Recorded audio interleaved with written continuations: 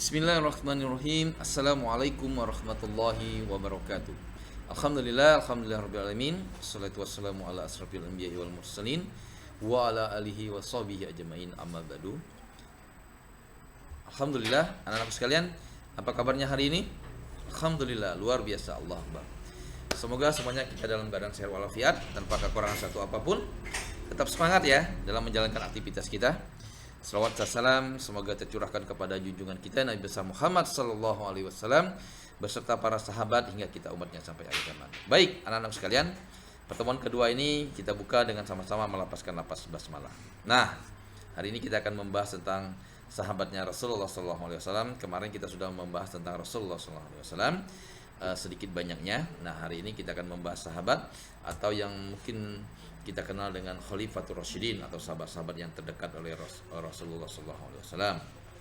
Nah, anak-anak sekalian, kita ketahui bersama bahwa Khalifah adalah pemimpin setelah Rasulullah SAW wafat. Ada 4 orang, yaitu Abu Bakar, Umar bin Khattab, Utsman bin Affan, dan Ali bin Abi Thalib. Ya, hari ini kita akan bahas satu-satu dulu. Kita bahas tentang Abu Bakar. Abu Bakar adalah khalifah pertama setelah Rasulullah SAW wafat. Beliau dilahirkan pada tahun 571 Masehi. Nama lengkap beliau adalah Abdullah bin Abi Khufah At-Taimi. Gelar Abu Bakar diberikan oleh Rasul karena ia adalah orang yang paling cepat masuk Islam. Artinya Abu Bakar ini merupakan salah seorang sahabat yang pertama kali masuk agama Islam. Ketika Rasulullah SAW menyebarkan agama Islam, dan Abu Bakar ini termasuk salah seorang sahabat yang cepat sekali menerima keislaman. Ya. Kemudian juga Abu Bakar ini adalah selain seorang sahabat, dia adalah mertuanya Rasulullah SAW. Karena apa? Karena putri beliau yaitu Aisyah itu menikah dengan Rasulullah SAW, sehingga Abu Bakar ini merupakan mertuanya Rasulullah SAW. Abu Bakar juga digelar dengan asyidik, artinya yang membenarkan, karena benar. Syidik artinya benar, karena beliau selalu membenarkan Nabi Muhammad SAW, terutama dalam peristiwa Isra Mi'raj. Ya, kita ketahui bersama pada waktu itu terjadinya peristiwa Isra Mi'raj. Rasulullah Isra Mi'raj dari Mekah ke Masjidil Aqsa, kemudian ke langit Sidratul Muntaha, langit ke-7, kemudian balik lagi ke Mekah hanya dalam suatu malam, sehingga membuat gempar penduduk Mekah pada waktu itu. Ya, sehingga ada beberapa mungkin atau sebagian dari kaum muslimin yang pertamanya beriman kepada Rasulullah SAW, tetapi ketika mendengar kabar seperti ini banyak mereka akhirnya ragu, akhirnya keluar lagi. Tapi ketika ditanyakan oleh Abu Bakar, ditanyakan kepada Abu Bakar tentang peristiwa Isra Mi'raj ini, jangankan peristiwa Isra Mi'raj, lebih dari itu juga Abu Bakar akan membenarkannya. Nah, sehingga beliau digelar asyidik. Nah, kemudian juga Abu Bakar ini ketika diangkat menjadi khalifah, banyak sekali yang beliau lakukan. Salah satunya adalah mendirikan Baitul Mal, ya, yaitu suatu lembaga yang mengurusi kas dan keuangan negara. Ya. Kemudian juga Abu Bakar ini adalah seorang yang sangat-sangat sederhana, dan salah satu yang bisa kita ambil hikmahnya, beliau ini adalah orang yang totalitas, ya, dalam bersedekah. Ketika kita ingat ada sebuah cerita ketika Rasulullah akan mengadakan sebuah perang, diminta para sahabatnya untuk menyumbang. Abu Bakar apa yang dilakukan? Seluruh hartanya diberikan untuk berperang itu. Kemudian Rasulullah bertanya, "Wahai Abu Bakar, apa yang kamu tinggalkan untuk keluargamu?" Kata Abu Bakar, "Adalah Allah dan Rasulullah yang tahu." Nah, subhanallah, ya. Kemudian Abu Bakar ini juga adalah sahabat yang mendampingi ketika Rasulullah hijrah dari Mekah ke Madinah. Ya, bisa kita dapat kita ketahui ketika Rasulullah hijrah dari Mekah ke Madinah, beliau adalah sahabat yang selalu mendampingi Rasulullah SAW. Kemudian masih banyak lagi ya kepemimpinan ataupun keteladanan dari Abu Bakar ini. Ketika beliau juga diangkat menjadi khalifah, terjadi pada waktu itu banyak yang mengaku sebagai nabi palsu, ya. Sehingga salah satunya adalah Musailamah al-Kadzab. Nah, oleh Abu Bakar diperangi dan terbunuhlah Musailam al-Kadzab, ya.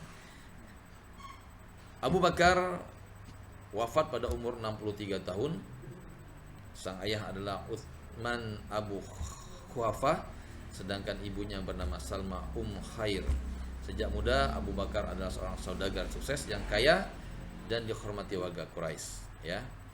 Abu Bakar juga berdagang hingga ke Yaman dan dikenal dengan sifatnya yang ramah dan baik hati, ya. Itu sedikit banyaknya tentang Abu Bakar, ya. Mungkin nanti anak-anak bisa lihat atau membaca di buku yang lain atau di buku-bukunya, ya, tentang kepemimpinan Abu Bakar As-Siddiq ini. Nah, kita lanjutkan. Yang kedua adalah tentang Umar bin Khattab. Umar bin Khattab, ya. Umar bin Khattab ini adalah khalifah kedua setelah Abu Bakar, ya. Mempunyai nama lengkap Umar bin Khattab bin Abdul Uzza. Beliau menjadi khalifah sejak tahun 634 Masehi sampai dengan 644 Masehi, ya. Kurang lebih 10 tahun beliau menjadi khalifah. Beliau seorang pemberani, jujur, adil, tegas, bijaksana, dan bertanggung jawab terhadap rakyatnya. Beliau seorang pemimpin yang hidup sederhana dan suka bermusyawarah.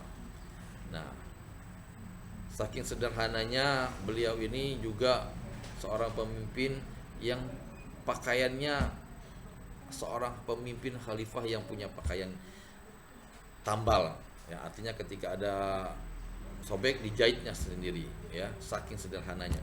Kemudian juga kalau kita lihat sebelum Umar bin Khattab memeluk agama Islam, dia itu adalah seorang dari suku Quraisy yang sangat-sangat menentang Rasulullah SAW, sehingga suatu hari beliau mau membunuh Rasulullah SAW, ya.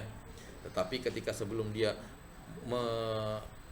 ke rumah Rasulullah, di tengah jalan beliau dihadangi oleh seorang kawannya, mengatakan bahwa, wahai Umar, sebelum kamu membunuh Muhammad, bahwa adikmu sudah masuk agama Islam. Nah, sehingga membuat Umar waktu itu sangat marah sekali, ya. Nah, tapi ketika Umar masuk agama Islam, apa yang terjadi? Tidak ada seorang pun yang berani, ya. Bahkan Umar ini ketika masuk agama Islam, dia mengatakannya dengan terang-terangan di depan Ka'bah. Wahai penduduk Quraisy, saya sudah beriman, sudah masuk Islam, sudah menjadi pengikutnya Muhammad. Tidak ada satupun yang berani mengganggu beliau, karena beliau ini adalah seorang pegulat, kemudian adalah seorang petarung yang hebat, ya. Jadi tidak ada yang berani mengganggu Umar bin Khattab ini, ya. Kemudian kesederhanaan beliau juga, beliau pernah suatu hari ketika anak beliau masuk ke dalam ruang kerjanya, beliau mematikan lampu, ya, mematikan lampu kantornya. Kenapa dimatikan? Katakan bahwa lampu itu adalah fasilitas negara, sedangkan anaknya adalah keperluan pribadi.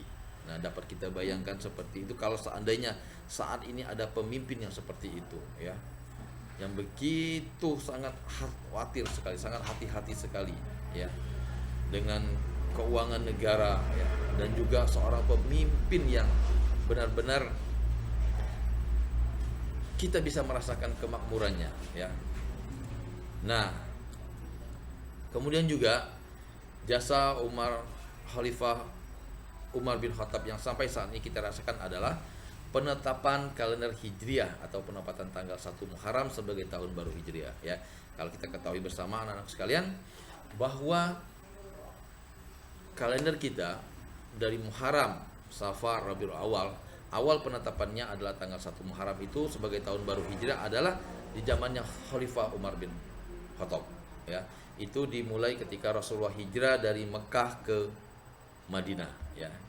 Kemudian masih banyak sekali, ya, keteladanan yang dapat kita petik dari Umar bin Khattab ini, ya. Selain dia seorang tegas, ya, beliau juga seorang yang sangat merasakan seandainya rakyatnya kelaparan, ya.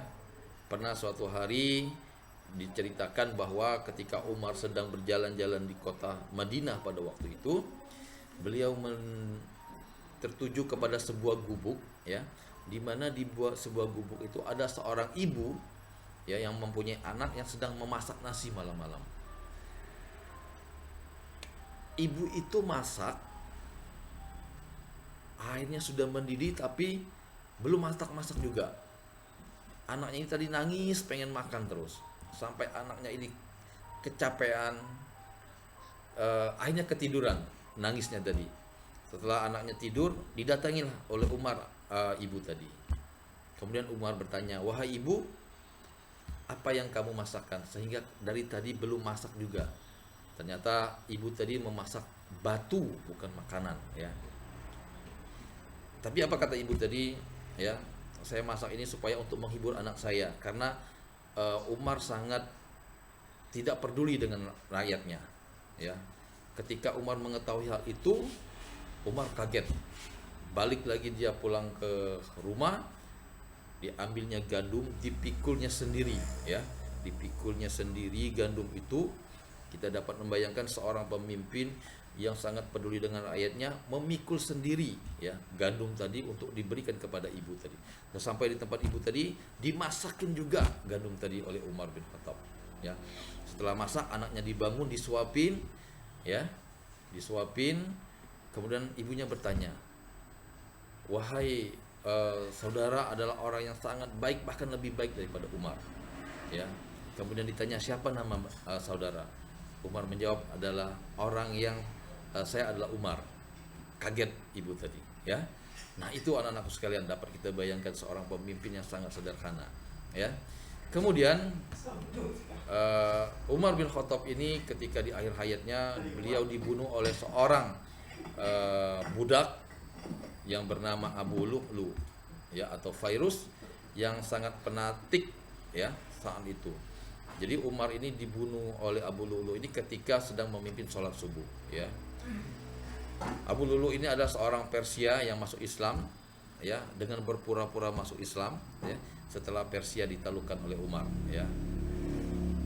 Pembunuhan ini dilakukan karena dia dendam kepada Umar atas ditakluknya Persia, ya, yang merupakan saat itu adalah negara adidaya, ya. Nah, dengan terbunuhnya Umar, akhirnya selesai sudah kepemimpinan Umar bin Khattab. Ya, mungkin itu saja anak-anakku sekalian yang dapat Bapak sampaikan. Mudah-mudahan bermanfaat. Mohon maaf atas segala kekurangan. Kita tutup dengan sama-sama melapaskan lapas. Alhamdulillah rabbil alamin. Billahi taufiq wal hidayah. Assalamualaikum warahmatullahi wabarakatuh.